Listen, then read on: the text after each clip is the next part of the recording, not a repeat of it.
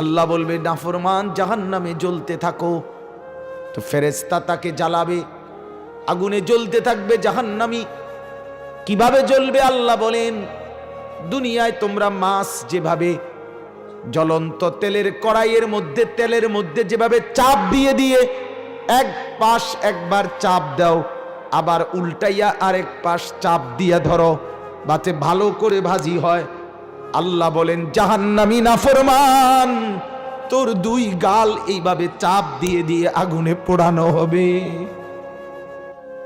আল্লাহ বলেন চেহারাটা বিভৎস হয়ে যাবে। আলাম তাকুন আয়াতি তুতলা আলাইকুম, আমার কোরআন কি তোর কাছে পড়া হয় নাই? ফাকুনতুম বিহা তুকাদ্দিবুন, তুমি বারবার মিথ্যা মনে করেছো।